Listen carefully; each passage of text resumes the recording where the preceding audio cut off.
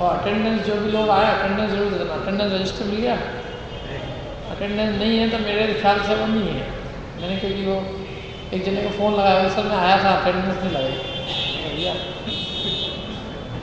Attendance नहीं लगाएगी तो उसकी गलती अपनी नहीं। चलो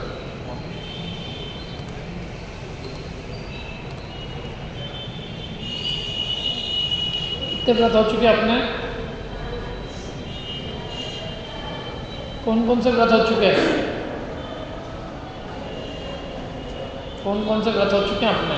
बताओ तो सही भाई। हैं? कितने बचे हैं आज? कितने और करने अपने को? 2 कौन कौन से बचे? भोग और अतिथि शर्मा। पुरुषोत्तम उपवास हो गया? सामायिक की बात की थी कि ना मैंने? पुरुषोत्तम उपवास और सामायिक।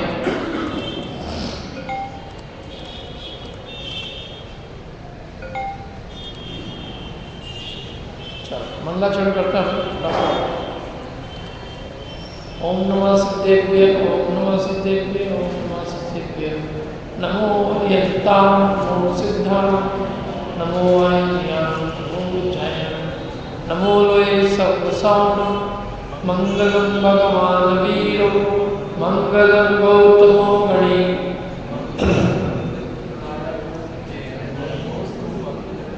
सर्वमंगलमांगल्यं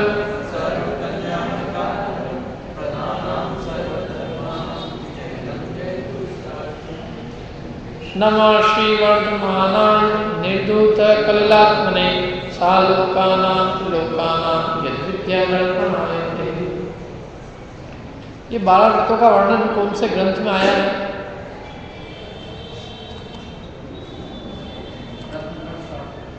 रत्नगण शावकाचार्य। पढ़ा किसी ने रत्नगण शावकाचार्य?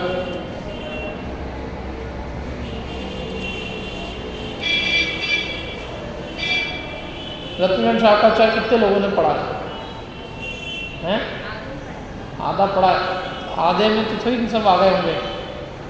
आधे में सारे व्रत आ गए।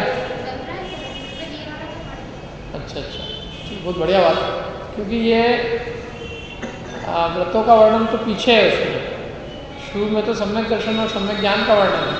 सम्यक चारित्र के अंतर्गत ये 12 व्रतों का वर्णन है।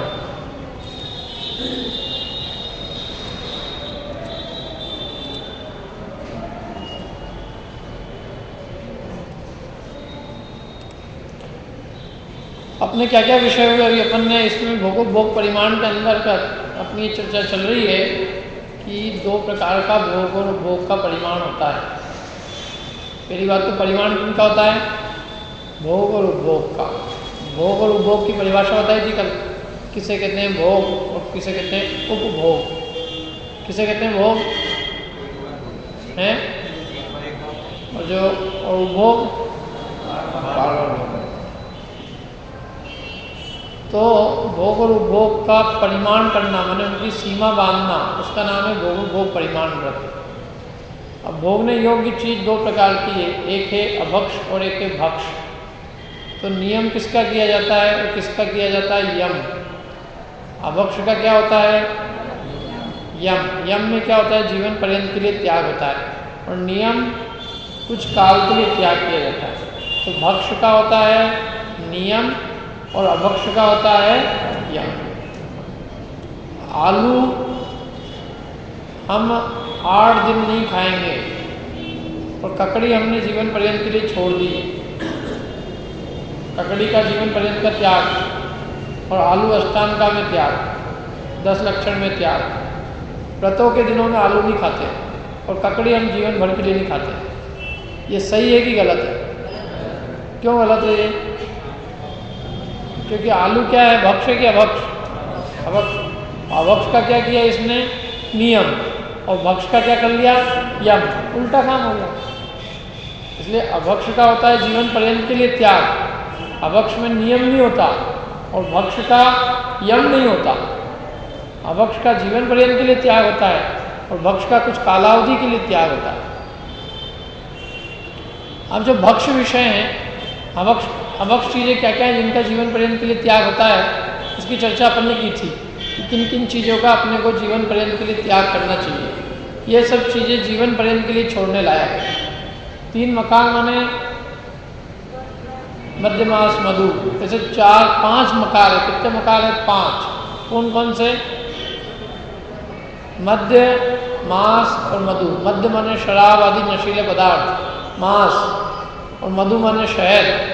ये 3 मकार तो हो गए। चौथा कौन सा मकार है? माखन, मक्खन। वही मकार अभक्ष है, मर्यादा के बाहर का मक्खन। मक्खन 48 मिनट के अंदर अंदर खा लेना चाहिए। 48 मिनट के बाद जो मक्खन है वो अभक्ष है। तो मध्य, मास, मधु और माखन 4 तो ये हो गए। एक और मकार कौन सा है? मकार और अचार। मकार में म से स्टार्ट होना चाहिए, जो म से प्रारंभ होता हो। ऐसा एक और मकार है, उसका भी अपने को त्याग करना चाहिए। वो खाने की चीज नहीं है, इतना होता है, खाने की चीज नहीं है। मद भी ठीक है, लेकिन उससे भी मद से भी बड़ा एक और है, मिथ्यात्व एक मकार है। और बाकी ये सब चीज़ें भी जीवन पर्यंत के लिए त्यागने योग्य है। मकार में क्या रहा? कंदमूल। कंदमूल में क्या आते हैं? जमीकंद। जमीकंद जीवन पर्यंत के लिए त्यागने योग्य। जमीकंद में कौन से अभक्ष? जमीकंद कौन सा अभक्ष है? जमीकंद भक्ष है कि अभक्ष है? कौन सा अभक्ष है? 5 प्रकार के अभक्ष में जमीकंद कौन सा अभक्ष है? हाथ खड़ा करो। बहुघात है। कितने लोग कह रहे हैं कि त्रस घात है?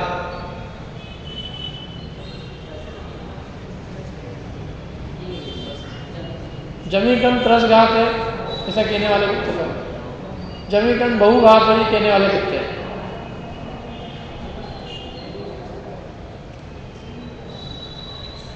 जमीकंद बहुघात है, त्रस घात नहीं है। जमीकंद में त्रस जीवों का घात नहीं होता। इनका घात होता है स्थावर का। लेकिन कितने स्थावर का? अनंतानंत स्थावर जीवों का, अनंत का घात होता है। खाते जरा सा है और हिंसा भूतों की होती है, इसलिए उसका त्याग कराया जाता है। अब आप जितना खाओ उतनी हिंसा हो तो वो ठीक है, लेकिन खाएं इतना सा और हिंसा कितनी हो? अनंत। माने एक सुई की नोक जितना आलू खाएं और हिंसा कितनी हो? संसार में जितने भगवान गए हैं आज तक मोक्ष, उससे अनंतानंत गुना जीवों की हिंसा हो जाए। माने संसार में जितने जीव हैं जो आज तक मोक्ष गए हैं और जाएंगे, उनसे भी अनंत गुना जीव सुई की नोक जितने आलू में है। सब कबूतर बन जाए तो पूरी दुनिया में समाने की जगह नहीं मिले। इतने जीव है, आलू सुई की नोक जितने आलू में, सारे में ही है। गाजर में भी है, इसलिए गाजर का हलवा भी सही है जैसा आलू है। लेकिन आलू की बार बार चर्चा अपन इसलिए करते हैं कि आलू लोगों को बहुत पसंद होता है। आलू, प्याज, गाजर, मूली, लहसुन, अदरक, शकरकंद, कराड़ू, तो इंदौर के लोगों को बहुत विशेष शौक है क्योंकि गाजर का हलवा और कराड़ू।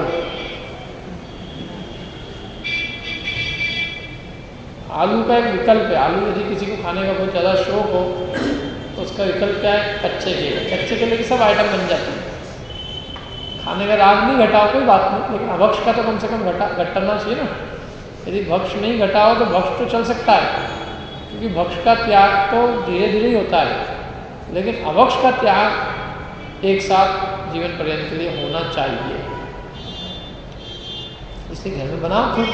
यदि टिकिया खाने की इच्छा है तो कच्चे केले की बना लो, कोई मना नहीं। बड़े खाने हो तो कच्चे केले बड़े बना लो, कच्चे केले की सब आइटम बन जाते हैं। लेकिन कम से कम अनंत जीवों की हिंसा से तो बचेंगे, है कि नहीं? तो कंदमूल ये सारे रात्रि भोजन, देखो हर चीज़ का अल्टरनेट है। आपको खाना ही है तो दिन में खा लो, रात में ही खाना जरूरी है क्या? रात में मुंह बंद रखो और दिन में खाओ। माने विषय भोग आपसे पूरी तरह से नहीं छूटते हो तो कोई बात नहीं, लेकिन कम से कम अभक्ष रूप जो विषय है वो तो छूटने चाहिए ना। भाई खाने की मनाही नहीं है, यदि खाने का राग नहीं छूटा है तो खाओ, लेकिन कब खाओ? दिन में खा लो। ऐसे यदि मीठे नमकीन का राग भी नहीं छूटा है तो खाओ, खूब कचौड़ी खाओ, घर की बनी हुई खाओ, मर्यादित खाओ, कोई दिक्कत नहीं। लेकिन बाजार की और अमर्यादित वो ठीक नहीं है, ठीक है। तो ये यम रूप है ये सब, और ये यम माने इनका जीवन पर्यंत के लिए त्याग होता है। और अब है अपना नियम। नियम किन किन का होता है? देखो नियम, भोजन में आज कितनी बार करूँगा, हिसाब में आज 10 बार करूँगा, तो ये कोई नियम नहीं है 10 बार करूँगा। 2 बार होता है ऐसे, बहुत ज़्यादा हो तो 3 बार, लेकिन वैसे वास्तव में 2 बार से अपनी परिपूर्ति हो जाती है। जो जिनके घरों में 2 ही बार भोजन करा जाता है उनके घर में शांति बनी रहती है। क्यों मालूम? क्योंकि जब वो 2 ही बार भोजन करेंगे, बीच में कुछ खाएंगे नहीं, बीच में खाएंगे नहीं तो बीच में खाएंगे नहीं ना, तो व्यर्थ में पेट नहीं भराएगा, और व्यर्थ में पेट नहीं भराएगा तो भोजन के समय भूख लगेगी। बीच में अपन कुछ खा लेंगे तो भोजन के लिए भूख ही नहीं लगेगी। तो बार बार बीच बीच में खा लेते हैं ना, तो फिर भोजन के लिए, भोजन के समय भूख नहीं लगती, और भूख नहीं लगती तो उनको कोई, उनकी पत्नी 56 पकवान भी परोस दे तो भी उनको अच्छा नहीं लगता। उसमें कुछ ना कुछ कमी निकालते रहेंगे, ये नहीं है तो ये नहीं है तो वो नहीं है, क्या करूँ क्या करूँ। रसोई नहीं हुआ, हलवाई का जाके ट्रेनिंग मिल गया था। और जिसके भोजन के समय भूख लगेगी तो कोई एक आध चीज़ कम भी होगी तो वो भी अमृत जैसी लगेगी, क्योंकि भोजन की भूख जो है, भूख के समय में हर चीज़ अच्छी लगती है। भूखे को सूखी रोटी भी अच्छी लगती है, और पेट भरे को बादाम का हलवा भी अच्छा नहीं लगता। ये नियम है प्रकृति का। इसलिए 2 समय भोजन का नियम होना चाहिए कि मतलब 2 समय भोजन करें। भोजन के समय भोजन और बाकी समय पानी। पानी पीने की, पानी की जरूरत है। और ये नाश्ता फास्ता कुछ नहीं है, बहुत ज़्यादा हो तो दूध पी लो भले एक बार सुबह, बाकी उस समय सब भर लो पेट में, नाश्ते के नाम पे भोजन ही हो जाए। कितने लोग तो नाश्ते में पराठा, और सब सुबह 9 बजे नाश्ता और 2 बजे भोजन, रात को 9 बजे, फिर 12 बजे तक टीवी। बस मैं आगरा गया था अभी, तो मैंने देखी वहाँ की स्थिति ऐसी थी, ऐसी लाइफ रूटीन उन लोगों का। मैंने कहा भैया अच्छा है, अपन कम से कम इंदौर में रह रहे हैं, यदि भी यहाँ भी किसी लोगों का ऐसा रूटीन हो सकता है, यदि वो ऐसा है तो समझ लेना आगरा के ही रहने वाले हैं। तो इसलिए भोजन का नियम कितनी बार का? 2 बार का। और बहुत ज़्यादा हो गए एक बार और मुँह झूठा रखने का रख लेना नाश्ते के लिए। जिनको नाश्ते की बहुत ज़्यादा तलब लगती हो तो नाश्ते का और लगता हो, लेकिन 2 बार से 3 बार से ज़्यादा का नियम योग्य नहीं है। और दूसरी बात कि ये जो भोजन के अंदर नियम लिया जाता है तो मुँह कितनी बार झूठा करेंगे। तो ये जो पान वान की जिनकी आदत रहती है ना, उनका कोई नियम ही नहीं है, क्योंकि तो चलते जा रहे हैं और पान उनका चलता जा रहा है। पान अब खाना है, पान तो वहीं बैठे बैठे खा लो। जैसे तो पान अभक्ष है, लेकिन किसी को सुपारी खाना, सौंफ खानी हो, सौंफ वहीं बैठे बैठे खाई जा सकती है। सौंफ खाना हो, इलायची खाना हो, लौंग खाना हो, जो चीज़ खाना हो, लेकिन वो भोजन के साथ है। भोजन करें तो भोजन के पहले बराबर 9 बार नमोकार पढ़ते हुए मौनपूर्वक भोजन करें शांति से। भोजन की समाप्ति 9 बार नमोकार पूर्वक करें। ये भोजन का टाइम, इस टाइम पे कुछ नहीं बोला जाएगा, उससे घर में भी शांति नहीं। तो क्या होता है, अधिकांश झगड़े भोजन की थाली पर होते हैं। तुमको खाना बनाना नहीं आता तो कहते तुमको कौन सा सब कुछ आता है। तो वो काल यदि अपन ने भोजन ऐसे शांति से कर लिया, जरा सी 19-20 रही भी सही, और उसको गोड़ कर, मतलब वो तो भोजन के समय में लगता है, भोजन कर लिया उसके बाद कुछ नहीं, भूल गए तो सब प्रेम से शांति से काम करें। नहीं तो भोजन के समय में अनेक बोलने से विकल्प भी बहुत होते हैं। बोलने में भोजन मतलब भोजन जो है बराबर खाने में भी नहीं आता है। और बोलते समय कई बार क्या होता है कि यदि आपने गड़बड़ सड़बड़ बोली तो नाक सांस की नली में चला जाए, मर जाते लोग। एक बच्चा है, उसकी मम्मी खिला रही थी, तो बच्चा जिद्दी कर रहा था, नहीं खा रहा, तो मम्मी ने उसको मुँह जबरदस्ती रख दिया, तो रखा तो उसकी सांस की नली में चला गया। तो 15 मिनट के अंदर उस बच्चे का ब्रेन जो है, ब्रेन में खून पहुँचना था, खून पहुँचना बंद हो गया। डॉक्टर के पास ले गए, डॉक्टर ने कहा कि घास हो गया, घास घास होती है, तो इतना है कि इसमें भी जीव है, लेकिन इसका दिमाग जिंदगी भर काम नहीं करेगा और इसको अब आपको ऐसे ही रखना पड़ेगा। तो फिर उन्होंने ये प्रार्थना की कि बच्चा चले जाए तो अच्छा है। चला गया, 2-1 दिन में चला गया, बिल्कुल जवान बच्चा है, जवान मतलब जवान में थोड़ा बड़ा बच्चा था। बोलो, तो ऐसी स्थिति है जो बिल्कुल जैनी के ही मेरे रिश्तेदार हैं, नाम में प्रत्यक्ष देखते देखते, आँख देखते देखते उनका बच्चा चला गया। तो मैंने कहा अपने जैन धर्म के जो नियम है वो बहुत वैज्ञानिक नियम है। खाना खाते समय केवल खाओ, और खाना खाते समय खाने में उपयोग रहेगा तो कम से कम उसका स्वाद भी आएगा और गुण भी करेगा। और खाना खाते खाते बोलोगे तो ना खाने का रस होगा और ना वो खाना गुण करेगा, और कदाचित इधर उधर चला गया क्योंकि ध्यान तो इधर उधर है, तो बात करते समय संश्लेष हो जाते हैं। और ये मौन पूर्वक एकदम शांति से भोजन कर अच्छे से रसगुल्ले खाओ, कोई दिक्कत नहीं। ये इसकी सब विधि है, इसलिए अपने को ये सब नियम लेना आवश्यक है। अपने जीवन को संतुलित बनाते हैं, इसकी कोई बहुत बड़ी चीज़ नहीं है ये, बहुत बड़े बड़े नियम है। तो इतनी बार भोजन करेंगे, 2 बार जब भूख लगेगी करेंगे, तो आपको रोज एकात्मा तो करा देना। इतना यही कि भूख के समय करो, बार बार मत खाओ, ताकि भूख अच्छी लगे। भूख अच्छी लगेगा तो खाना भी अच्छा लगेगा। पत्नी से झगड़ा भी करो, पत्नी हमेशा काम ना करेगी, ऐसा पति भोग।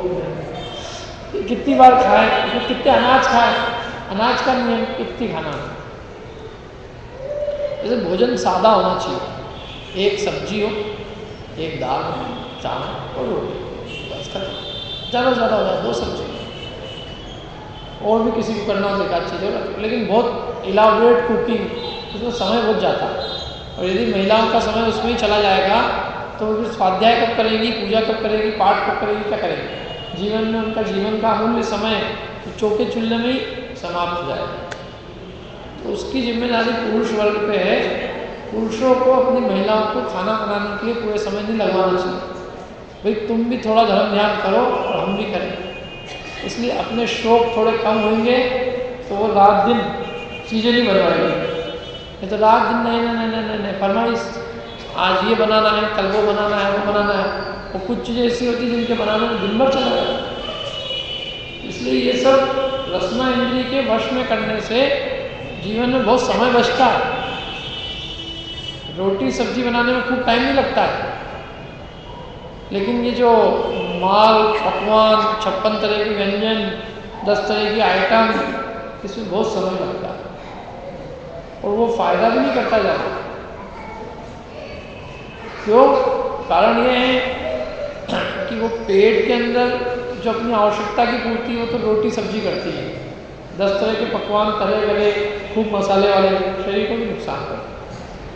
इसलिए ये सब चीज़ों का अपने को थोड़ा दूरी रखना चाहिए। कितने अनाज खाना है कि नहीं। और देखो सबसे बड़ा नियम वही है, बार बार यदि हम सीमित समय खाएंगे जो होगा, एक सब्जी भी अच्छी लगेगी। और बार बार चलेंगे तो तुम 56 पकवान ही बना लो, क्या लगेगा। ये तो अनावश्यक खर्चा है और अनावश्यक समय की बर्बादी है। रसोइयों में भी पहले मैंने देखा है, बहुत सालों पहले की बात है, कि बिल्कुल सादा सिंपल काम, मतलब ये मांगलिक भवनों में शादी होती थी, एकदम सादगी से, और 2 मिठाई और 2 नमकीन, वो इतना अच्छा भोजन लगता था वो। और अब उसी का सारा रूप अपन देख रहे हैं कितना बदल गया। अरे यहाँ तक कि हम लोग तो रतलाम में बैठे एक बार, तो अपने घर से गिलास लेके गए, गिलास और वो एक चीज़ थी, गिलास घर से, गिलास थी। मतलब कितनी वो, मैंने कहा कि बहुत कितनी व्यवस्था है, कोई बर्तन की भी कोई ज़रूरत नहीं। मैंने बर्तन क्या, वो तो वहीं के वहीं रहते थे, पत्तल धोने वगैरह, और उसमें पत्तल दोनों फीका जाएंगे। पानी के लिए गिलास आप अपने घर से लिया है तो मांझने आने कुछ काम, कोई इतनी सादगी से, इतने प्रेम से काम होता था कि उसका जवाब नहीं कोई। और अब लाखों करोड़ों रुपये खर्च करके भी कुछ नहीं है, क्योंकि प्रेम तो चला गया। अब तो नौकरों के सब सामान है, वो सारी चीज़ें। 25 अनाज भी बना दो, उससे क्या होगा। और उसके अलावा ये कि आज मेरे हरी का त्याग है, अथवा आज मेरे इस रस का त्याग है, आज मेरे दूध का त्याग है, दही का त्याग है, शक्कर का त्याग है, नमक का त्याग है, तेल का त्याग है, जिसका त्याग करना, ये नियम है। ये रोज के लिए लिए जाते हैं, नियम रोज होता है, अथवा एक सप्ताह के लिए भी हो सकता है, लेकिन ये प्रतिदिन की नियम है कि आज मैं इतने अनाज खाऊंगा, अथवा आज मैं इतने रस का सेवन करूंगा, आज मैं इतनी बार भोजन करूंगा। ये प्रतिदिन के नियम है। मतलब ये जो व्रती जी होते हैं प्रतिदिन प्रातःकाल इन सब नियम को लेते हैं कि आज हम क्या क्या करेंगे। ऐसे जल कितनी बार पिएंगे, क्या 1 बार पिएंगे, 3 बार पिएंगे, जितनी बार पीना हो। खाना खाने के अलावा हम पानी इतनी बार पिएंगे। अब देखो भोजन में तो 2 ही बार का है, लेकिन पानी जिसकी जैसी योग्यता हो वो अपने हिसाब से रख सकता है, क्योंकि पानी भोग की वस्तु नहीं है और भोजन भोग की वस्तु। किसी की शारीरिक अस्वस्थता हो तो शारीरिक अस्वस्थता में उसको पानी अलाउ कर सकते हैं अपन, लेकिन भोजन कभी अलाउ नहीं हो सकता। रात को कुछ खाना अलाउ नहीं हो सकता, दूध भी अलाउ नहीं हो सकता। दूध, फल फ्रूट, मावा, इलायची जो भी है फलाहार के नाम पे, ये सब ठीक नहीं है। ज़्यादा हो तो पानी फिर भी चलो, किसी की शारीरिक स्वस्थता नहीं है तो पानी तो फिर भी उसकी शरीर की अनिवार्यता के कारण आता है, लेकिन पानी के अलावा बाकी जितनी चीज़ है वो सब भोग की वस्तु है, मतलब इंद्रिय विषय की वस्तु है। ऐसे ही सौंफ वगैरह भी आज हम कितनी बार लेंगे, वाहन आज हम कितने उपयोग करेंगे, इसका भी आज हम इतने वाहन उपयोग करेंगे, पब्लिक वाहन इतने उपयोग करेंगे, खुद के वाहन इतने उपयोग करेंगे, बिस्तर कितने उपयोग करेंगे सोने के लिए, कितने गद्दे, एक गद्दा होता है। जैसे तो रोज़ का ही नियम होना चाहिए, गद्दे की जरूरत क्या है। और फिर भी जिनकी जितनी जगह ये सब चीज़ें ऐसी हैं, न्याय नीति के विषय ऐसे हैं, अपनी जितनी शक्ति है उतनी छोड़ना, जिसकी जितनी शक्ति है छोड़े। अन्याय नीति में तो अपन पूरी ताकत लगा के कहेंगे कि छोड़ो, लेकिन न्याय नीति के अंदर जितना अपने से छूटता हो, यदि पलंग पे सोना का राग नहीं छूटा तो सो लो पलंग पे, कोई बात नहीं, गद्दे पे भी सो लो। तो इतना ही है कि ऑल आउट लगा के मत सो, क्योंकि उसमें जीव हिंसा होती है। वस्त्र का नियम, कितने वस्त्र धारण करेंगे, कितने, और साल भर के लिए हम कितने वस्त्र रखेंगे अपनी ज़िंदगी में, हम कितनी साड़ियाँ रखेंगे, कितने कपड़े रखेंगे। पुरुष है तो कितनी जोड़ी कपड़े रखेंगे, नहीं तो क्या होता है फिर बढ़ते जाता है। उसका एक परिमाण करें, जीवन पर्यंत के लिए किया जाएगा, परिग्रह परिमाण में आएगा। वो भोग परिमाण में इस महीने के लिए, इस सप्ताह के लिए, एक दिन के लिए, वो उसके हिसाब से आएगा। परिग्रह परिमाण में और भोग परिमाण में अंतर है। परिग्रह परिमाण जीवन पर्यंत के लिए, भोग परिमाण कुछ कालावधि के लिए। आज के दिन में इतनी साड़ियों का उपयोग करूँगा, आज के दिन में इतने कुर्ते पजामे का उपयोग करूँगा, आज के दिन में इतने वस्त्र पहने, इससे ज़्यादा नहीं। स्नान, आज के दिन में इतनी बार नहाऊंगा, कई लोग 2-2 बार नहाते हैं, उनके लिए आज मैं इतना श्रृंगार करूँगा, मतलब इतने आभूषण भी इतने पहनूंगा, उससे अधिक आभूषण नहीं धारण करूँगा, श्रृंगार भी इतनी करेंगे। और ब्रह्मचर्य के अंदर कि भाई जैसे महीना है तो 1 महीने में मैं कितनी बार काम सेवन करूँगा, उसके अलावा बाकी इतने दिनों तक मैं ब्रह्मचर्य से रहूँगा। इसका एक नियम है ब्रह्मचर्य का कि ये एकदम नहीं, ये क्या है कि ये भोग परिमाण क्या करता है कि भोग परिमाण अपने को आगे के लिए तैयार करता है। जैसे आगे की प्रतिमा है ब्रह्मचर्य प्रतिमा, तो जो विवाहित व्यक्ति है तो वो ब्रह्मचर्य प्रतिमा लेने में एकदम समर्थ नहीं हो सकता, तो वो क्या करता है कि भोग परिमाण व्रत के नियम से अपने भोग में कमी करता जाता है। वो कमी करते करते करते एक दिन उसमें सामर्थ्य उत्पन्न हो जाती है कि वो सदा के लिए उन भोगों का त्याग करने में समर्थ हो जाता है। जैसे महीने हैं तो महीने भर के अंदर अपने पूरा महीना है ना, तो उसमें पर्व के दिनों में ब्रह्मचर्य से रहे। अष्टमी है, चतुर्दशी है, 2 अष्टमी है, 2 चतुर्दशी, 4 दिन पर्व के दिन आए। और उसके अलावा भी महीने भर में नियम हो कि भाई मैं इतने दिन कृष्ण पक्ष में अथवा शुक्ल पक्ष में मैं ब्रह्मचर्य से रहूँगा, 15 दिन, 20 दिन, जितना जिसकी सामर्थ्य हो, लेकिन नियम अवश्य होना चाहिए। और कम से कम पर्व के दिनों में तो ये ब्रह्मचर्य का पालन होना ही चाहिए, क्योंकि अपने पास में दिन कितने महीने में 30 दिन है, तो 30 में से 4 दिन तो अपन छोड़ सकते हैं ना। तो इतनी सामर्थ्य नहीं हो तो पशु में और इसमें क्या अंतर रहा। तो ये सब धीरे धीरे घटाए जाते हैं। 4 दिन है, फिर 4 दिन के बाद में 5 दिन किया, एक साल में एक दिन भी बढ़ा है, तो 30 साल में वो ये सक्षम हो जाएगा, 30 साल के अंदर वो पूर्ण ब्रह्मचर्य को धारण करने में समर्थ हो जाएगा और उसको कष्ट भी नहीं लगेगा। इसलिए ये सब भोगोपभोग परिमाण के माध्यम से वो राग को धीरे धीरे कम किया जाता है, और धीरे धीरे राग को कम करके वो पूरी तरह से त्याग करने में समर्थ हो जाता है। क्योंकि अपनी यहाँ किसी भी चीज़ की खिंचास नहीं है, अपनी जितनी शक्ति उतना करो और आनंद से करो। ऐसा नहीं लगे कोई व्रत का पालन करने में कि कष्ट है, परिणाम बढ़ते जाए, प्रतिमा की प्रतिज्ञा के प्रति आदर भाव बना रहे और अपना उत्साह धर्म में और बढ़ता जाए, इसलिए अपन प्रतिज्ञा लेते हैं और उसी तरह लेना चाहिए। कोई यहाँ कोई कष्ट नहीं। और क्या है, जितनी छोटी छोटी लेके आगे आगे बढ़ाना, जिससे हमारे परिणाम उत्तरोत्तर धर्म में चढ़ते रहे, वो तो बढ़िया है, ग्रोथ होती रहे। और ऐसा नहीं कि कोई एकदम काम उतापे में करे और फिर बाद में उस प्रतिज्ञा के प्रति उसको निरादर आए, वो योगी नहीं। जितना बने उतना धीरे धीरे करते जाए, लेकिन उद्देश्य यही रखना कि अपने को पूर्ण जो है अपने जीवन में प्रतिमा रूप आचरण होवे, पूर्ण ब्रह्मचर्य का पालन होवे, ये पूरा उद्देश्य है। इसलिए उसके धीरे धीरे इतने समय में इन चीज़ों का ये करूँगा, ये करूँगा, ये करूँगा। पर्व के दिन होते हैं, जैसे 10 लक्षण के दिन है, तो उन दिनों पूरा ब्रह्मचर्य से लेना। अष्टांगिका है और महावीर जयंती है, महावीर निर्वाण उत्सव है, ये सब पर्व के दिन है।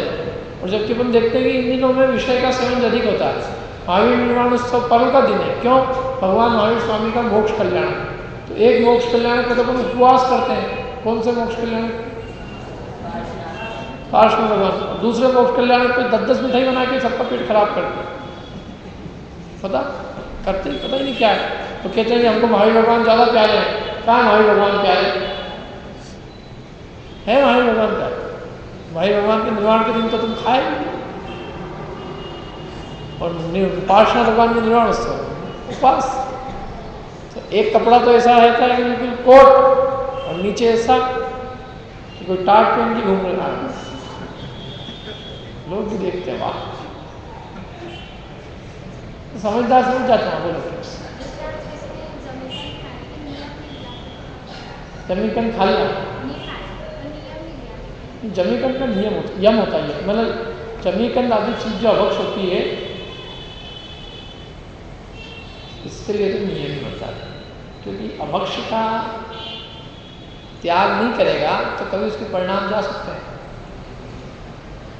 और रही बात की कोई पराधीनता हो, पराधीनता में भी खैर देखो, एक बात मैंने कल भी कही थी कि शादी जब होती है तो एक नियम दिलवाया जाता है सबसे पहले पुरुषों को। कौन सा? कि तुम धर्म साधन में किसी तरह की बाधा उपस्थित नहीं हो। यदि वो कहे स्त्री की मेरे को रात को नहीं खाना है, तो पुरुष उसको जबरदस्ती नहीं खिला सकता। तो इसलिए वो नियम ले सकते हैं, कोई नियम बात नहीं है। नियम नहीं लेंगे तो अपने को आश्रम अविरति का लगेगा। मैंने 2 प्रकार के पाप लगते हैं, एक तो प्रवृत्ति रूप और एक अविरति रूप। तो प्रवृत्ति रूप तो तब लगता है जब हम खाते हैं, और अविरति रूप आश्रम तब भी होता है, अविरति पाप तब भी लगता है जब तक अपन ने उसका व्रत नहीं लिया, जब तक उसका त्याग नहीं किया। क्योंकि त्याग नहीं करने में अपने परिणाम में कमजोरी है, जब तो त्याग नहीं किया। तो खाने का भाव है ना थोड़ा बहुत, यदि खाने का भाव नहीं होता तो क्या करते हैं? त्याग कर लेते। जैसे नृत्य, किसी का नृत्य का भी शौक हो तो क्या करेंगे? आज इतनी बार डांस की, इतनी देर घंटे करते हैं, आज अपने अपने शौक देखो। ये सब क्या है, जो व्रत आदि है ना, ये बहुत व्यापक दृष्टि से सोचे गए हैं। मैंने ये समस्त जीवों के हिसाब से सोचे हैं। अब किसी को नाचने का ही शौक हो तो ठीक है भैया, आधे घंटे नाचूंगा आज। किसी को गाने बजाने का शौक हो तो मैं आज आधे घंटे म्यूजिक बजाऊंगा। क्या किसी को और कोई शौक हो, तो जिसका जो शौक हो, पेंटिंग का शौक हो, यहाँ तक कि बच्चे होते हैं ना, बच्चों को भी, अब बच्चों से एकदम दिन से टीवी नहीं छूटती। छोटे छोटे बच्चे हैं, तो घर में बहुत बड़ा परिवार है, सब तरह के लोग हैं। तो उन बच्चों को जो माता होती है, तो माता थोड़ी धार्मिक है, तो मैंने देखा एक माता, धार्मिक माता ना बच्चों को उत्तर दिलाएगी, बेटा ठीक है, तेरे घर में, अपने घर में टीवी नहीं जा रही है यहाँ से, घर से, तो क्या करें? रोज का दिन तेरा 1 घंटे देखूंगा आज। तो उसका टाइम कैलकुलेट होता, तो वो अपने 1 घंटे का हिसाब से निकाल लेता कि मैं ये कार्यक्रम देखूँगा, और खुद ही बोलता भैया मेरा 1 घंटा हो गया। तो उसको कम से कम, ऐसा तो टीवी होनी नहीं चाहिए घर में कायदे से, तो लेकिन अब क्या करो? अब ये तो कोई घर किसी के दूसरों पे क्या अपन मतलब वो कह नहीं सकता ना किसी के घर में सब तरह के लोग हैं, नहीं तो घर से ही निकाल दो उसको। तो इसलिए अब वो जब सब तरह के लोग हैं, वहाँ टीवी है, निकल नहीं सकती, तो कम से कम इतना तो किया जा सकता है कि भाई इतनी देर देखेंगे, इतनी देर नहीं देखेंगे। जैसे गीत का, नृत्य का, गीत का, सबका, माने ये सब यद्यपि विषय सेवन की चीज़ें, ये सब नृत्य, गीत, काम, आभूषण, श्रृंगार, स्नान, वस्त्र, बिस्तर, वाहन, सोप, और भी अपने जीवन में लगा लेना। फोन कितने रखूंगा बिना, फोन जीवन भर के लिए किया जाएगा तो परिमाण पड़ेगा, परिमाण दिलाएगा, और आज के दिन इतने का उपयोग करूंगा तो क्या दिलाएगा, वो पड़ेगा। हर चीज़ के अंदर कोई भी इलेक्ट्रॉनिक की चीज़ हो, इससे क्या लाभ है, पापाशुर, व्यर्थ का पापाशुर होता है। नहीं तो क्या होता है कि अपने परिणाम अनंत वस्तुओं को भोगने के बने रहते हैं। अब अपन ने नियम ले लिया तो अपने परिणाम उन वस्तुओं तक ही सीमित रहेंगे, उनके बाहर की वस्तुओं के भोगने के भाव नहीं रहेंगे। तो उन वस्तुओं के जो भोगने का भाव था वो भाव मिटता है, और उससे भोगने का भाव मिटने से तत्संबंधी पाप का आश्रय भी मिटता है। इंद्रिय और मन वश में होते हैं, दुनिया भर की चीज़ें देख देख के रोने मन नहीं होता है, नहीं तो जो दुकान से निकले, जो साड़ी देख ले, अरे वाह। मैं आपको बताऊँ, मेरे खुद के कजिन है, दूर की जो भी है, तो वो उसको ये भी नहीं मालूम अपने घर में कि मैंने कितने कपड़े खरीद लिए हैं। उसकी माँ बोली कि ये कपड़े तू साल भर पहले लेके आई थी, आज तक तुम्हें पहले नहीं, तेरे को मालूम नहीं है तुमने खरीदा था। ये स्थिति है। मतलब कपड़े कितने पड़े हैं मेरे अलमारी में, खुद को खबर नहीं, जब जाए तब नया खरीद ला, और ये खरीद तो लाए, तो वहाँ 4-5 दिन भूल गई कि मैं नहीं लेके आई, तो पड़ा उसके घर कपड़ों का ढेर लगा हुआ, ढेर का ढेर। बोलो क्यों? तो खरीदने का बहुत शौक, खरीदते। तो ये जब तक, इसका कारण क्या है? इसका कारण ये कि क्योंकि वो उसका नियम नहीं है। यदि नियम होता है कि मैं इतने रखूंगी तो अपने आप एक एक चीज़ का ध्यान होता है, और पंचेंद्रिय मन वश में होते इससे। नहीं तो आप जो चीज़ देखोगे दुनिया में, उसकी प्राप्ति की अभिलाषा उत्पन्न हुए बिना नहीं रहेगी। तो इंद्रिय भी वश में होती है और मन भी वश में होता है। राग बंद होता है, तीव्र जो राग था विषय का, मतलब पूरी दुनिया की वस्तुओं का राग, अब वो कम हो जाता है। अब कितना राग रहेगा? जितने का नियम लिया है। समझ लो किसी ने 2 वस्त्र का लिया है कि आज मैं 2 ही वस्त्र धारण करूंगा, तो कितने का राग रहा? 2 वस्त्र। महीने भर में इतने कपड़े पहनूंगा तो उतने का ही राग रहा, क्योंकि संसार में चीज़ें बहुत है। आदमी भोगता कितनी मालूम है दुनिया में, चीज़ें भोगता इतनी है, और जो भोगने का भाव है वो इतने का। सच, आदमी अपने जीवन में विषय भोगता तो इतने सही, लेकिन विषयों की सामग्री के भोगने का भाव अनंतों का है। हमारी भोगने की शक्ति नहीं है। हम जिंदगी में कितना पहन सकते हैं और कितना खर्च कर सकते हैं, शक्ति कम है हमारी, लेकिन जोड़ने की इच्छा बहुत है। भावना तो ऐसी होती है इसकी कि सारी दुनिया के सारे आभूषण मेरे घर में आ जाए, सारा दुनिया का धन मेरे पास में आ जाए। आत्मानुशासन ग्रंथ में गुणभद्राचार्य ने उदाहरण दिया इसके लिए, परिग्रह की लालसा के लिए, कि हर एक आदमी का परिग्रह का गड्ढा इतना बड़ा है, मैंने परिग्रह की लालसा इतनी बड़ी है कि यदि वो परिग्रह की लालसा रूपी गड्ढा खोदा जाए तो परिग्रह की लालसा रूपी गड्ढे में पूरा 3 लोग भी डाल दो तो उस गड्ढे में बिंदु जितनी जगह घेरेगा, इतनी लालसा है। और वो बिंदु भी सबको चाहिए। अब किसके पास में कितना है? तुम्हारी जो इतनी लालसा है, चीज़ें इतनी है, वो इतनी के लिए भी पूरी दुनिया दौड़ रही है। इसलिए ये अपने अंतरंग में ये हमें मनुष्य भाव मिला है। हमारा उद्देश्य जीवन का क्या है? मोक्ष मार्ग की प्राप्ति, रत्नत्रय धर्म की प्राप्ति, सुख की प्राप्ति, निर्वाण की प्राप्ति, ये अपना उद्देश्य है। अपने जितनी सामग्री, अपने से जितना उपयोग हो जाए, अपने को जितनी चाहिए, भाई वस्त्र है, महीने में कितने वस्त्र पहनेंगे? 5-6 वस्त्र पहनेंगे, बहुत, बाकी दुनिया की छोड़ दो। तो राग अपना कम होता है, आकुलता भी कम होती है। जिसको जीवन में प्रदर्शन का शौक नहीं है वो सबसे ज़्यादा सुखी है और सबसे ज़्यादा निराकुल है। और जिसको प्रदर्शन का शौक है वो कभी सुखी नहीं हो सकता, क्योंकि दुनिया में तो रोज़ नई नई चीज़ें आती है, आती नहीं आती, रोज़ नए कपड़े आते हैं, रोज़ नए जूते आते हैं, रोज़ नई चप्पलें आती हैं, रोज़ नई चीज़ें आती हैं। कब तक खरीदते रहोगे? खरीदते रहो।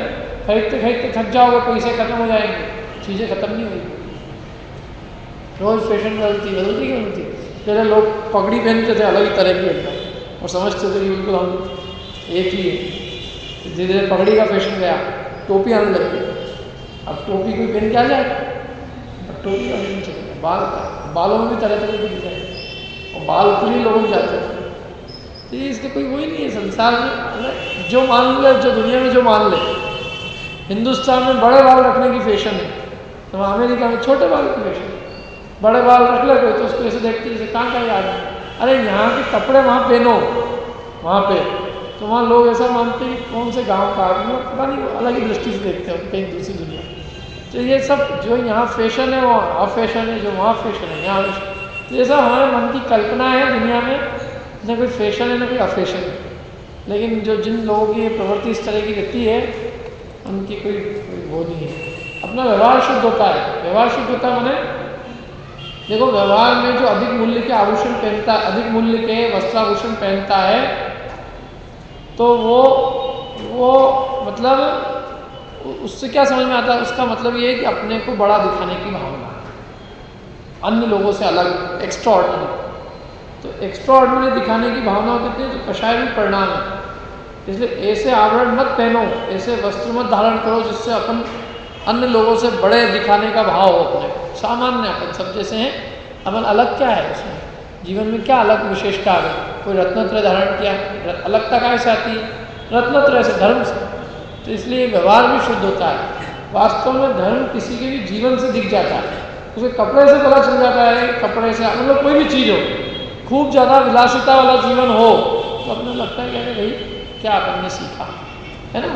इसलिए बहुत मतलब व्यवहार में भी दूसरे लोग भी उसको, दूसरे लोगों से भी उसका जो व्यवहार होता है वो समानता का होता है। और नहीं तो क्या है, गाड़ी घोड़े है, ये है वो है, तो वो अपने आप को वीआईपी समझता है। यदि अपने आप को वीआईपी समझता है तो सबसे बड़ी मान कषाय नहीं गई है। और अभी मान कषाय नहीं गई है तो अभी धर्म का अंश भी नहीं आया है। क्योंकि सबसे पहली चीज़ है, सब जीव समान है, कोई जीव छोटा बड़ा नहीं है। और जो धर्म धन के निमित्त से, कपड़े लत्तों के निमित्त से आदमी में भेदभाव करते हैं, वो वास्तव में धर्म नहीं समझते हैं। परमार्थ उज्ज्वल होता है, अपने को रत्नत्रय की प्रेरणा मिलती है इन सब चीज़ों से। अपना जीवन भी शांति में बना रहता है। धर्म जो है आसानी से निपटा रहता है। क्या मैंने जो जीव व्यवहार में शुद्धि रखता है उसको मोक्ष मार्ग में कोई बाधा नहीं होती। मोक्ष मार्ग उसका अविकल रूप से निरंतर बढ़ता है, क्योंकि उसको अधिक धन की आवश्यकता पड़ती नहीं। जिनको दिखाना होगा उनको धन की अधिक आवश्यकता पड़ेगी। धन की अधिक आवश्यकता होगी तो धन को कमाने के लिए कितनी चिंता होगी। और धन कमाने की चिंता होगी तो आप घर में राग द्वेष कषाय होगी, लड़ेंगे झगड़ेंगे। और जब अपने को एक सीमित धन की आवश्यकता है, इतने मेरा काम होगा, राग द्वेष नहीं होंगे, संकल्प विकल्प नहीं होंगे, कषाय नहीं होगी, ज़्यादा शांति में जीवन बीतेगा। और शांति में जीवन बीतेगा तो मोक्ष मार्ग में आराम से आगे बढ़ते रहेंगे, कोई विघ्न नहीं आएगा मोक्ष मार्ग। अगर अपन ने बात की, ये हो गए पूरे अपने, इसको हम बात कर लेंगे, या अभी कर लेते चले। अपन परिग्रह परिमाण अनुव्रत में और भोग भोग परिमाण व्रत में क्या अंतर है? तो ये तो है अनुव्रत रूप मूल व्रत है। असल व्रत तो क्या है? पहले सबसे पहले जीवन भर का परिमाण करें कि जीवन भर में इतने वस्त्र से अधिक उपयोग में नहीं लाऊंगा, ये जीवन भर के लिए किया। और अब मैं एक महीने के लिए अथवा एक दिन के लिए इसे करूँगा। तो पहले जीवन भर के लिए त्याग होता है। ऐसा नहीं जीवन भर के लिए त्याग ही नहीं किया हो, पहले जीवन भर के लिए जो परिग्रह का परिमाण किया जाएगा वो मूल है। और फिर मूल के बाद में उसकी शाखाएं, जड़ होगी ना, जड़ के बिना वृक्ष की शाखाएं होती है? नहीं होती। ऐसे बिना मूल व्रत के उत्तर व्रत नहीं होते। तो मूल व्रत है परिग्रह परिमाण व्रत, जो जीवन भर के लिए धारण किया जाता है कि हम जीवन पर्यंत के लिए 10 इतने परिग्रह, 10 परिग्रह इतने इतने रखेंगे। और उत्तर व्रत जो होते हैं ये महाव्रत की शिक्षा देने वाले होते हैं। अपन ने जीवन भर के लिए तो मर्यादा कर ही ली, अब उसमें भी और घटाते जा रहे हैं। तो इसका मतलब क्या है कि अब हमें घटाते घटाते एक दिन सबको घटाना, तो वो महाव्रत की शिक्षा देता है। भोगो भोग परिमाण शिक्षा व्रत में लिया है। काय में लिया है? काय की शिक्षा देता है वो? महाव्रत की। कैसे शिक्षा देता है कि जो भोगो भोग हमको उपलब्ध है, हमारे पास में चीज मौजूद है, कपड़े हमारे पास में आज 10 रखे हुए हैं, लेकिन हमने क्या नियम लिया? होते हुए भी 10 होते हुए भी हम कितने उपयोग में लेंगे? 2। तो हमने अपनी राग को घटाया कि नहीं घटाया? और आज 2 घटाएं 1 पे आएंगे, ऐसे घटाते जाएंगे, तो वो महाव्रत की उससे शिक्षा मिलती है। अच्छा, इसमें अंतरंग परिग्रह की बात करें तो मिथ्यात्व का तो पूरा त्याग होता है, और बाकी 13 परिग्रहों का यथा योग्य त्याग होता है। मिथ्यात्व का अभाव, शेष का परिमाण, माने समझ में इसमें क्या बात है? मिथ्यात्व का अभाव माने जब अंतरंग परिग्रह में मिथ्यात्व का तो पूरा अभाव है, और बाकी 13 परिग्रह और है। कौन कौन से? क्यों रॉबिन, क्या पूछा? क्या पूछा अभी? मिथ्यात्व के अलावा 13 परिग्रह कौन कौन से? कौन कौन से हैं? 4 कषाय और 9 कषाय। तो इनका पूरी तरह से त्याग हो सकता है गृहस्थ अवस्था में? 4 कषाय का और 9 कषाय का नहीं हो सकता। इन कषायों का परिमाण माने अनंतानुबंधी का त्याग हो सकता है, 3 कषाय का त्याग नहीं हो सकता। अथवा और आगे बढ़े तो अनंतानुबंधी और अप्रत्याख्यानावरण हो सकता है, 2 का नहीं हो सकता। वृत्ति की बात करें तो 2 का कर सकता है, अनंतानुबंधी और अप्रत्याख्यानावरण क्रोध मानना है। तो 9 कषाय में तो रहेगी इसको, 9 कषाय का त्याग नहीं होता। और बहिरंग परिग्रह का परिमाण होता है जीवन पर्यंत के लिए। बहिरंग परिग्रह कितने हैं? 10। कौन कौन से? 6 मकान, सोना, चांदी, धन, धान, दास, दासी, वस्त्र, बर्तन, तो इनका परिमाण होता है, हम इतना रखते हैं। और हमेशा ध्यान रखना, परिग्रह का परिमाण कभी रुपये पैसे में नहीं किया जाता।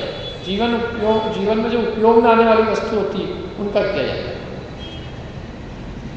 रुपये पैसे की कीमत घटती है, जीवन में उपयोग आने वाली वस्तुओं की कीमत बराबर ऐसी बनी रहती है। भोगोपभोग की सामग्री का समय सीमा के माध्यम से त्याग करना, इसमें क्या है? भोगोपभोग परिमाण में हमने कुछ काल के लिए त्याग किया, एक समय सीमा में। इसमें परिग्रह परिमाण में अंतरंग कषाय के त्याग की मुख्यता है कि अनंतानुबंधी और अप्रत्याख्यानावरण 2 कषाय चोपड़ी का अभाव होना चाहिए। यदि वो नहीं हुआ है, अभी व्रत नहीं हुआ, यदि भी बाहर में व्रत हुआ है लेकिन इसको यूँ कहें अपना गुणस्थान नहीं बढ़ा, गुणस्थान कैसे बढ़ेगा? कषाय चोपड़ी के अभाव से। तो इसमें अंतरंग विकारी अंतरंग कषाय के त्याग की मुख्यता है। इसमें परिग्रह परिमाण, तो इसमें बाह्य परिग्रह का परिमाण मुख्य, आज के लिए इतना किया, आज के लिए इतना किया, इतना किया। इसमें भी यद्यपि परिग्रह का परिमाण इसमें भी है, परिग्रह परिमाण व्रत में, लेकिन फिर भी परिग्रह का लक्षण क्या कहा? मूर्छा। तो क्योंकि मूर्छा का त्याग हुआ कि नहीं हुआ? अंतरंग में जो पर पदार्थों के प्रति ये वस्तु मेरी है, इस जाति का भाव छूटा कि नहीं छूटा, ये पूछा जाएगा परिग्रह परिमाण में। और भोगोपभोग परिमाण में तो मान लिया जाता है कि मूर्छा तो गई है, लेकिन अब जो भोगोपभोग की वस्तु है उसमें भी उसने और परिमाण किया है, सीमा की, और उसमें राग घटाया। और क्या अंतर है? परिग्रह परिमाण में कभी बढ़ाया नहीं जा सकता क्योंकि जिंदगी भर के लिए। घटाया तो जा सकता है, बढ़ाने की नहीं कर सकते, घटा सकते आप इसमें। और भोगोपभोग परिमाण तो आज के लिए हमने 2 वस्त्र का नियम रखा, कल हमने 4 वस्त्र का रख लिया, कहीं हमको जाना था हमने 4 कर लिया, अगले दिन फिर कम कर लिया, फिर बढ़ा लिया, वो कम बढ़ कर सकते हैं। ये परिग्रह परिमाण में तो नष्ट होएगा तो गुणस्थान 5वां था, पहले आप कहाँ चले जाएंगे? 4थे। यदि परिग्रह के प्रति राग बढ़ गया, यूँ कहें कि परिग्रह को बढ़ा लिया, परिग्रह को परिमाण बढ़ा लिया, जितना परिग्रह का परिमाण क्या था उससे अधिक परिग्रह रखने लग गए, तो इसका खंडन हो गया व्रत का, और व्रत का खंडन हुआ तो गुणस्थान में नियम से नष्ट हो जाएगा। इसलिए इसमें बहुत सावधानी की जरूरत है।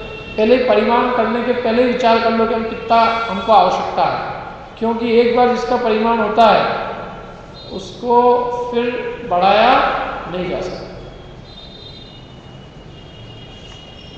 और बढ़ाएगा तो वो नियम का भंग होगा। तो नियम नहीं लेने में उतना दोष नहीं है जितना नियम लेकर उसको भंग करने में। व्रत नहीं लेने का इतना दोष नहीं है जितना व्रत लेकर भंग करने का दोष है, क्योंकि व्रत भंग करना पाप है, पाप ही नहीं महापाप है। क्योंकि भगवान जिनेंद्र की आज्ञा में हमने नियम लिए और अब हमने भगवान जिनेंद्र की आज्ञा का क्या किया? उल्लंघन। उनकी साक्षी मिली, उनके व्रत लिए।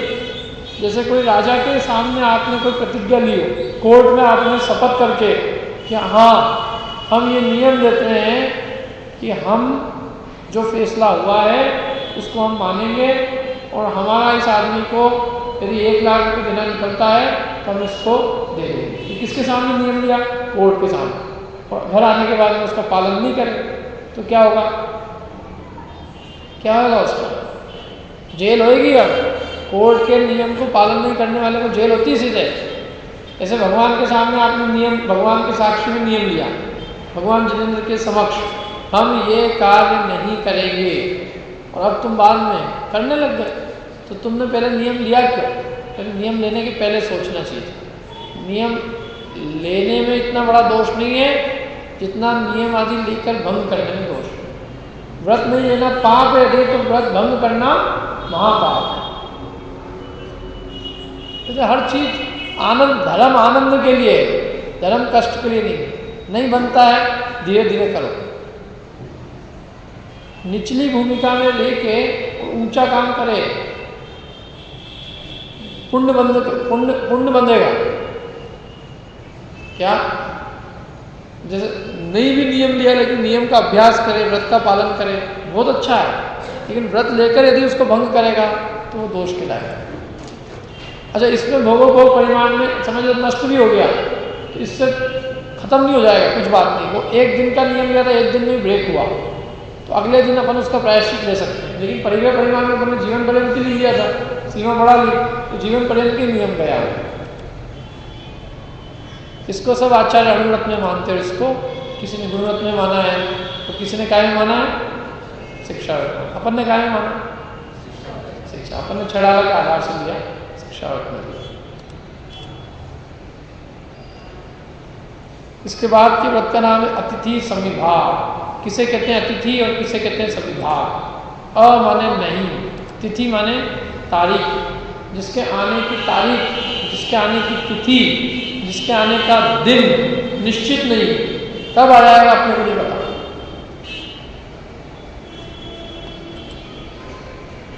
क्या उसको क्या कहते हैं? अतिथि। अपन लोग में भी यही नाम। अतिथि माने अतिथि कभी भी आ सकता है। अतिथि के आने की तिथि नहीं होती, जिनके आने की तिथि निश्चित होती है वो अतिथि नहीं कहलाते। अतिथि माने अतिथि देवो भव। अतिथि माने मेहमान कभी भी आ जाते हैं। मेहमान आ गए, कोई आ गया अपने घर पे, अतिथि।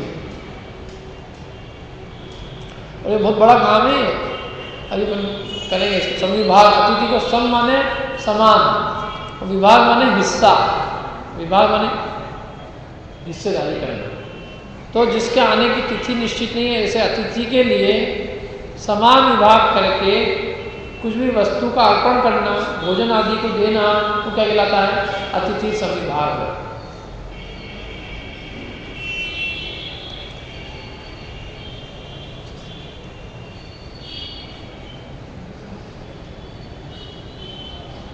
अब इसमें जो है अपने भोजन में से विभाग करना, ये पॉइंट बहुत महत्वपूर्ण है। क्योंकि असली त्याग तभी होता है जब हम अपनी वस्तु को अर्पण करते हैं। यदि हमने अपने भोजन का त्याग किया है तो वह असली त्याग है। वास्तव में हमने अपने भोजन संबंधी राग को घटाया, खाने के राग को घटाया, तभी हम 5 रोटी में से 1 रोटी किसी को दे सकते हैं। आप रोज़ 5 रोटी खाते हो और अब 5 रोटी खाते हो और उस 5 में से 1 निकल जाना वो बड़ी बात है, और 5 की जगह 10 बना लेना और फिर 5 दे देना वो छोटी बात है, क्योंकि उसमें राग नहीं घटता। और देने के भावों की भी उज्ज्वलता उसमें है कि भाई अपन ने अपने बनाए हुए भोजन में से हिस्सा करके दिया। तो अपना पेट काट कर जो चीज़ दान करता है वो वास्तव में उत्कृष्ट दानी कहलाता है। और जो डबल बना ले, तिगल बना ले, चौबल बना ले, तो वास्तव में उसका सच्चा दान नहीं है। क्योंकि यहाँ परिणामों की मुख्यता है। परिणामों की मुख्यता अपने लिए इतना था भोजन और उसमें से दे दे।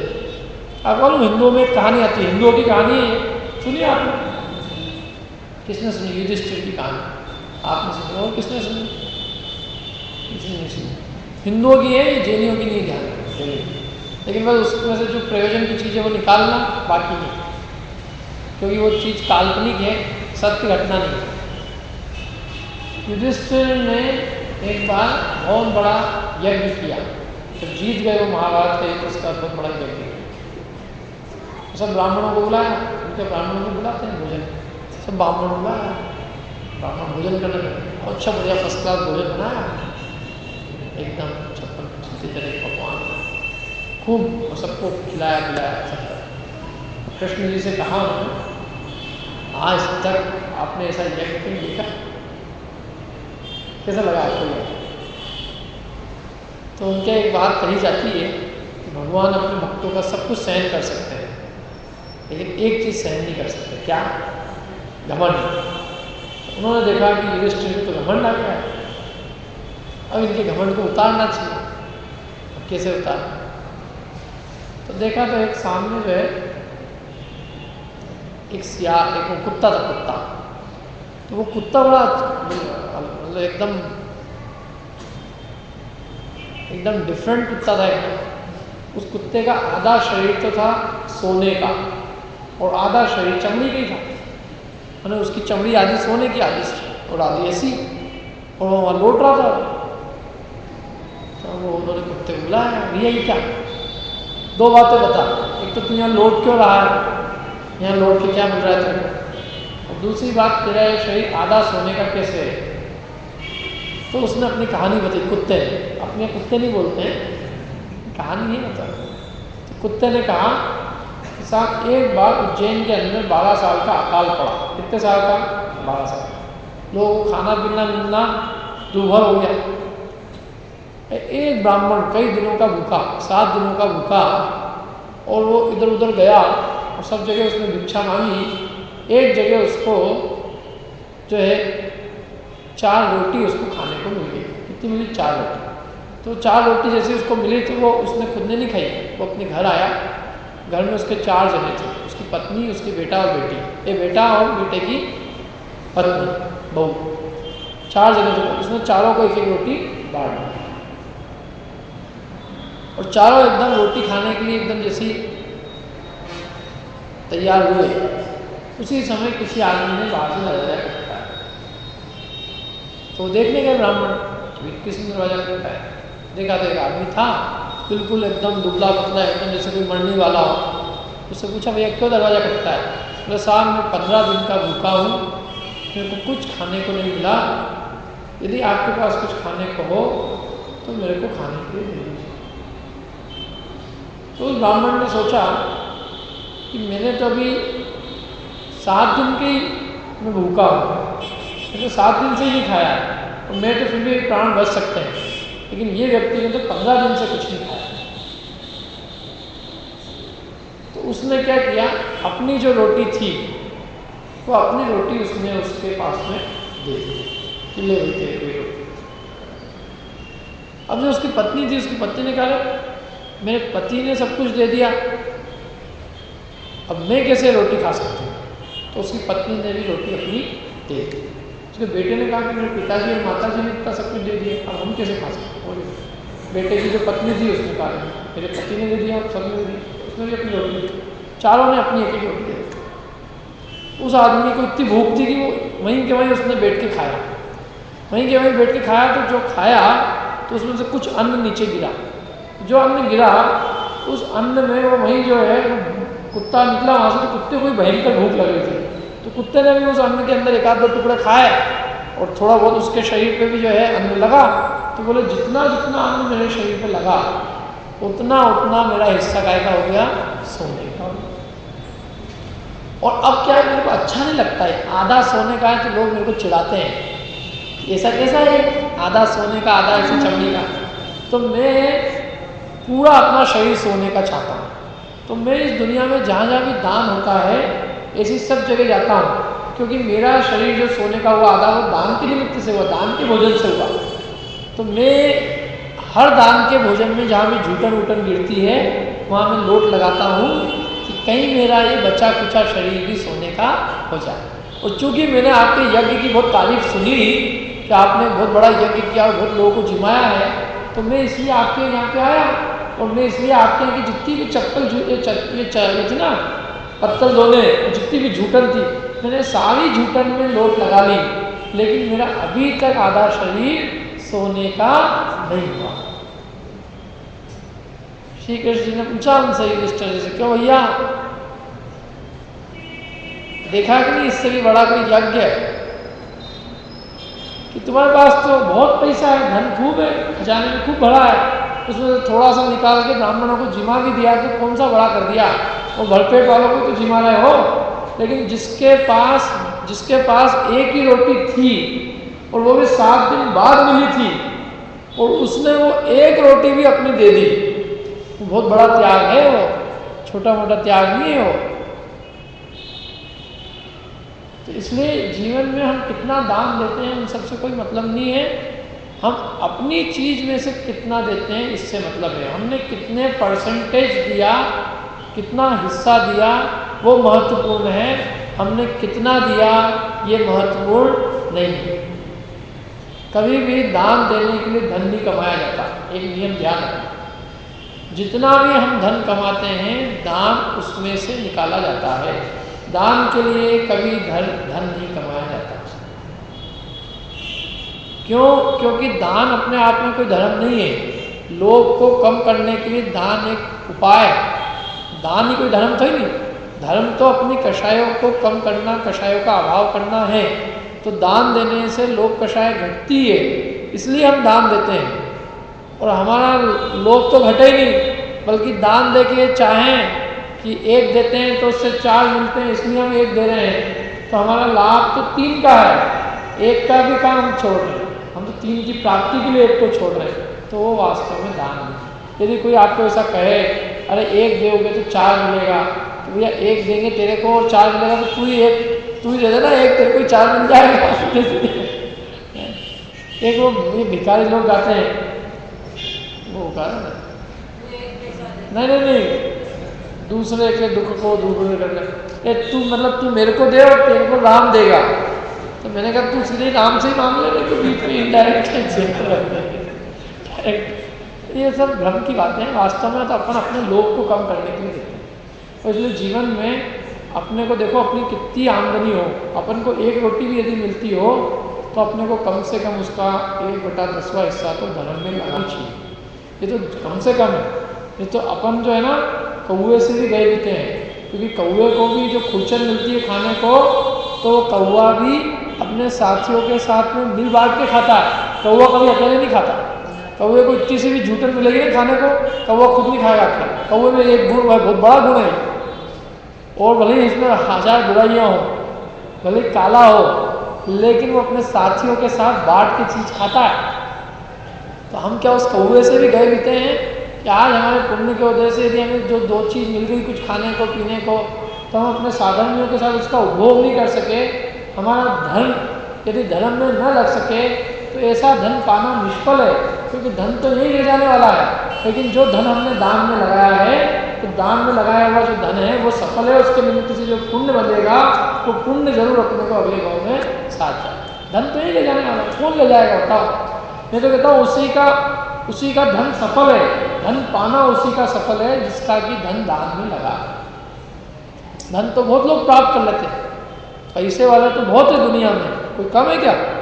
लेकिन दान में पैसा निकलना ये बहुत भाग्यवानों से होता है ये काम, जिसके अंदर में लोभ कषाय कम हुई हो, अंदर में धर्म की कुछ भावना हुई हो, तो पैसा निकलता है, तो पैसा ही निकलता है क्या? और मैं तो कहता हूँ कि वो उसका सफल है, पैसा पाना उसका सफल है, तो बल्कि वो निकल गया तो वो कहे कि जो निकल गया जितना तो वो सफल है। बाकी तो जो है खाने पीने में तो सब यही रहा है। और बोलते हैं 10 लक्षण की पूजा में खाया खोया धन वही सफल है जो दान में लगा। कितनी कमाई हुई अपनी, जितना हमने दिया उतनी हमारी कमाई है, बाकी सब हमारी गवाई। हम पूर्ण पुण्य के उदय को खा रहे हैं, नया क्या कमा रहे हैं। तो इसलिए ये अपने जीवन में एक भावना होनी चाहिए, हम कितने ही कमाएं, हमको नए कमाने की जरूरत नहीं। हम एक रोटी भी कमाएं तो उसमें कम से कम 1/10वां हिस्सा कम से कम, और अधिक इच्छा हो तो 1/4 हिस्सा, ये अपने को जीवन में एक अपनी प्रैक्टिस में होना चाहिए कि इतना हम दान में लगाएंगे क्या। और वो किसी भी 4 प्रकार के दान है, आहार दान में, औषध दान में, अभय दान में, ज्ञान दान में, जिसमें लगे उसमें लगाएंगे। लेकिन ये एक अपनी प्रवृत्ति होनी चाहिए। इससे क्या होता है, लोभ घटता है, नहीं तो धन की तृष्णा बढ़ती जाती है।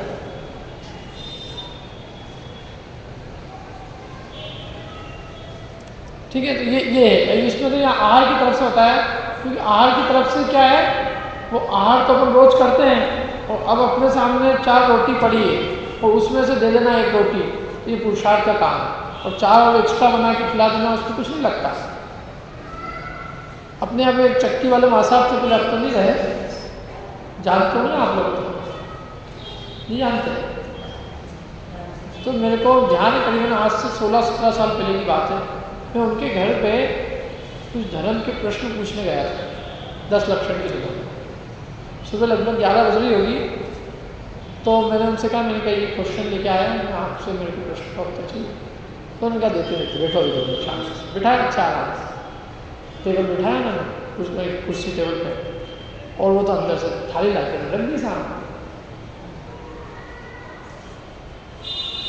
अरे मैंने कहा मेरे तो प्रश्न पूछना भैया ये यहाँ पे, ये मेरे प्रश्न का जवाब नहीं, जाऊँ घर जाऊँ घर से।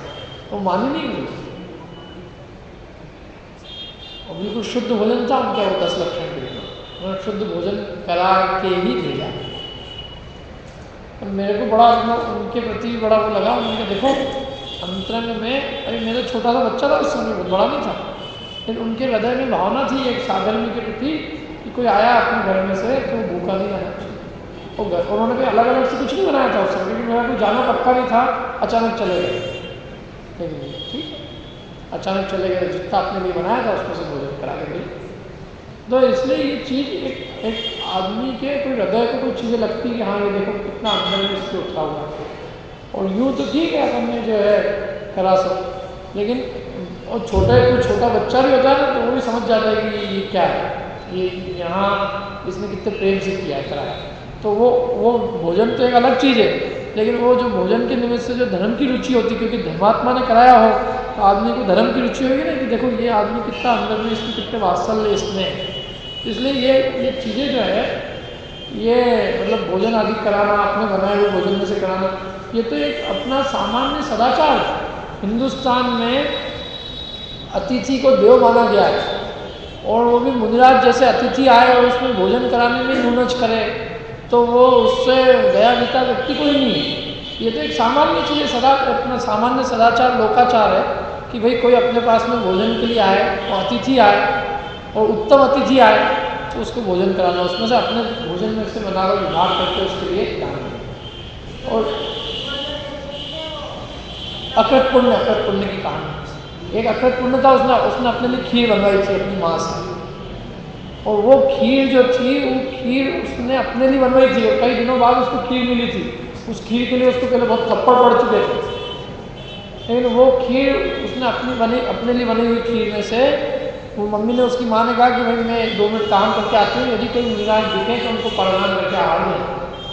तो वो माँ गई और उसकी माँ के पीछे कोई मुनिराज आए, वो अक्षिण महानस सिद्धिधारक मुनिराज थे, और वो आए, उन्होंने उसको रोका मुनिराज को कि मेरी माँ कहती गई है कि जब तक वो नहीं आए तब तक आप जाने मत देना किसी महाराज को, रोका उन्होंने। तो फिर बराबर उनका प्रणाम करके आहार दान कराया। तो वो मुनिराज अक्षिण महानस सिद्धि के धारक थे, तो वो भोजन कम नहीं पड़ा, क्योंकि भोजन अटूट हो गया। उन्होंने पूरे गांव भर को खीर जमाई, तो भी वो खीर कम नहीं पड़ी, और फिर वहाँ से उसके जीवन का परिवर्तन हुआ। बहुत सारी कहानियाँ हैं। अरे ये बुंदेलखंड में आप जाओ तो ये पिसने आटा पीसने वाली होती है ना, आटा पीसने पिसनहारी, तो पिसनहारियों ने मंदिर बना रखे, और वो मंदिर इतने अच्छे हैं, मतलब उन मंदिरों के सामने आज के जो करोड़ों रुपए के मंदिर है वो कहीं नहीं लगते। वो जो पहाड़ पर पुराने ज़माने में मंदिर बनाया, एक आटा पीसने वाले ने मंदिर बनाया, और ये मतलब जब आटा पीसने वाली भी पैसे निकाल के मंदिर बना सकती है, तो फिर जिन्हों के आटों की फैक्ट्री है वो नहीं कर पाए, तो वास्तव में उनके लिए शर्म की बात है। उसने भी उसमें से निकाला ना, आटा पीसने वाली कितनी कमी होती होगी, लेकिन जीवन में उद्देश्य था कि हम ये काम करेंगे। धन तो आज की तारीख में बहुत बढ़ गया है, धन की कोई कमी नहीं हुई है, लेकिन भावों की कमी हो गई है। धन तो कोई कमी नहीं है, मैं तो कोई कमी नहीं दिखती। धन तो 2 चौगुना हो गया, 8 गुना हो गया, लेकिन परिणाम उतनी ताकत से नहीं बढ़े। वो पहले के लोग विचार नहीं करते थे, 2 रुपये भी होते थे तो 2 रुपये में से भी 1 रुपये देने में उनको भय नहीं लगता था, फटाक से एकदम निकाल देते। तीर्थ यात्राओं में धन खर्च करने में उनको तकलीफ नहीं होती थी। तीर्थ यात्राओं में दान अच्छे से करते थे, पैसा खूब निकालते थे अच्छे से, हर काम में मतलब उत्साह से और अच्छे बढ़िया धर्म के अंदर उदारचित और खुद के लिए कंजूस। मैं कहा, मेरे को ख्याल है एक जगह की बात है, मैं एक जगह बैठा था, एकदम मेरे पास में एक व्यक्ति बैठा था, बिल्कुल साधारण एकदम, उसके कपड़े ऐसे कि एकदम ऐसा लगे कि क्या है। वो मंदिर के अंदर जब उसका कोई कार्यक्रम था वेदी का, पैसे लिखाने की बात है, सबसे पहले उस आदमी ने कही 25,000 रुपये मेरे लिए। मैंने देखता भी उसका, देखो ये है असली आदमी, ये सब जितने भी कपड़े पहन के आए हैं क्या गाड़ियों में आए, घोड़े में आए, 51 रुपये में निकले, 100 रुपये निकले। तो ये बातें चीज़ें जो है, जो सादगी जीवन सिंपल हो, वो धन लगेगा, वो कहाँ में लगेगा, धर्म लगेगा। तो अतिथि समभाव। अब ये पात्र 3 प्रकार के इसमें, एक तो मुनिराज है, उत्तम पात्र, मध्यम पात्र कौन है, और व्रती शावक, यानी जिसके अनुव्रत है वो व्रती शावक। जगन्य पात्र, अव्रती, 3 प्रकार के पात्र। अव्रती शावक माने अपने शरीर के जो व्रत नहीं भी है लेकिन साधर्मी है, जिनका और हमारा उनका धर्म समान है, मतलब जो धर्म साधन कर रहे हैं वो सब क्या है, साधर्मी है, वो अव्रती में जाएंगे। और जो व्रत लिए हैं जिसने कोई प्रकार के, वो व्रती में है। तो मुनिराज वो उत्तम पात्र है, ग्रह रहित अतिथि है। इन 3 प्रकार के पात्रों के लिए अपने बनाए हुए भोजन में से हिस्सा करके देना। हाँ, कोई भी होगा तो प्रतिमा। व्रत कहाँ से होते हैं, व्रत कौन सी प्रतिमा में होते हैं,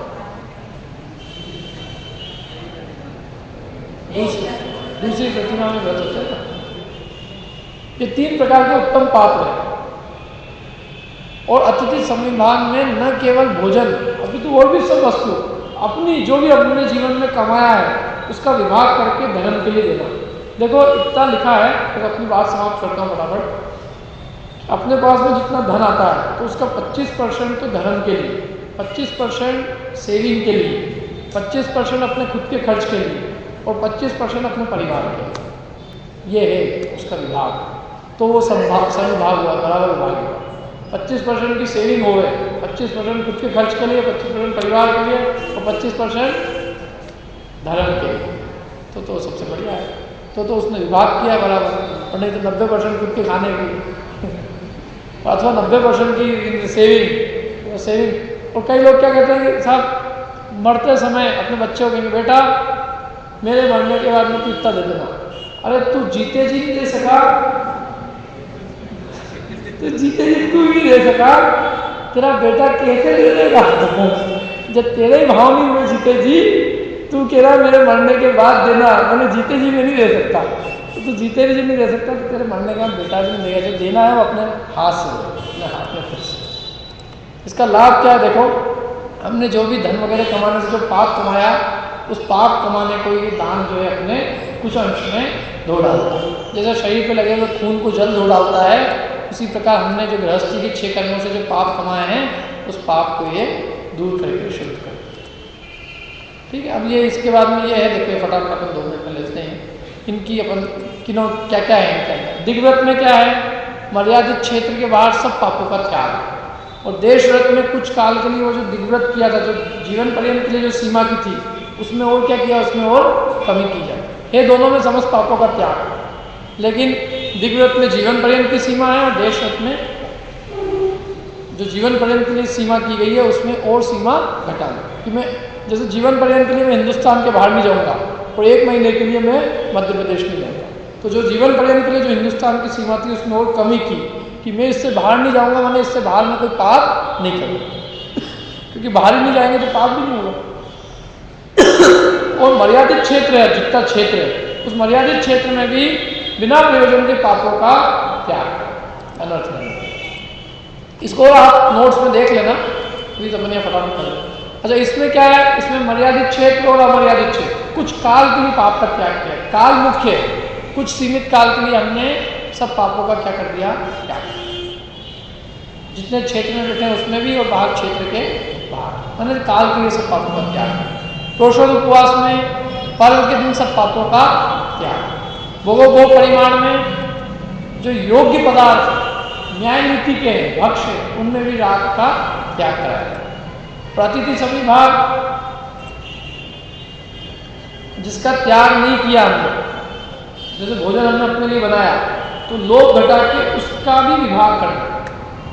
जो चीज़ हमारे पास में है जो हमने संचित किया है न्याय नीति से, उसका भी विभाग करके अन्य के लिए अर्पण करना, उसके उपकार के लिए उसको देना, वो क्या है, अतिथि समर्पण। सहस्रशील व्रतों को संख्याबद्ध भी कहा जाता है। क्यों? क्योंकि इसमें सब में संख्या बांधी जाती है ना, इतनी देर के लिए कर रहा हूँ, 48 मिनट के लिए, 10 किलोमीटर के लिए, आज दिन के लिए मैं 10 सब्जी खाऊंगा, तो हर एक में संख्या निश्चित की जाती है। इसलिए इन शील व्रतों का नाम दूसरा क्या है, संख्या व्रत। ये अपना पूरा आज अपना व्रत का चैप्टर पूरा हुआ। अब अगली बार अपन नया जो चैप्टर है वो प्रारंभ करेंगे। ठीक है, अभी अपनी चर्चा यहीं समाप्त करते हैं। आप लोगों का समय भी काफ़ी